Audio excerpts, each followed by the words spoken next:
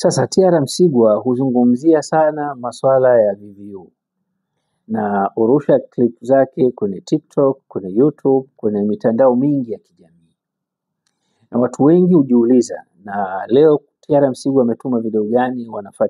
Wananifuatilia sana. Kwa nini nimezungumza mambo haya na kuwaweka wanaoitwa na wanaojiita kuwa ni viongozi wa dini, wanaoitwa na baadhi ya watu kwa kuamini wao ni viongozi wa dini na wao wana maisha mazuri zaidi kuliko waumini wao au wateja wao, kwa sababu wanazungumza uongo.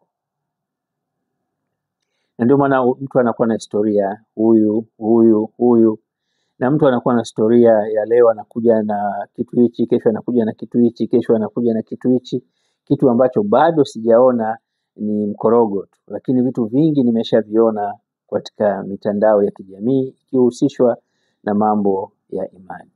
Kwa nukta yangu ya kwanza ni kukubali ukweli. Mazungumzo haya nimezungumza, lengo ni kukwambia ni lazima uwe mkweli. Sasa naioanisha vipi au naisababisha vipi na kazi yangu ya HIV?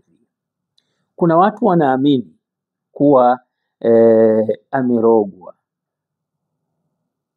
ndio maana haponi, au ndio maana ana HIV. Kutokana na mazingira anaoishi inampelekea kujenga itikadi kuwa si ugonjwa wa kawaida, ni ugonjwa unaotokana na imani fulani, kutokana na mazingira, kutokana na hali anayoiona katika safari ya mwili wake au ya maisha yake. Kila mtu Mungu kampa mtazamo wake, na hilo ni jambo la kuheshimu kabisa, si la kubeza. Tunatofautiana kwa kuelewa. Uelewa wa huyu uko kiwango hichi, uelewa wa huyu uko kwa kiwango hichi. Tuna kila sababu ya kuendelea kujikagua na kuwakagua wenzetu, lakini tuna kila sababu ya kuchunguza kwa kina tunasumbuliwa na nini, na nini tufanye ili tuweze kutoka kwenye hatua moja kwenda kwenye hatua nyingine katika safari yako ya maisha. Naanza kusikia na kuona, mimi nilijua zamani miaka mingi sana kuwa tutafikia sehemu tutaanza kutumia pesa yetu kujikwamua kutoka kwenye hatua moja au hatua nyingine katika safari yetu ya maisha, hasa katika swala la HIV.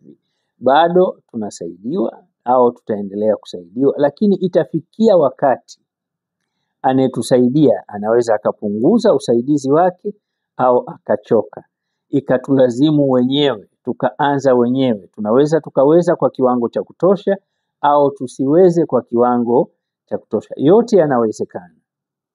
Lakini swali la kujiuliza, ambalo ndio nukta yangu ya pili, baada ya kujitambua na kutambua, kinachotakiwa ni kuchukua hatua madhubuti.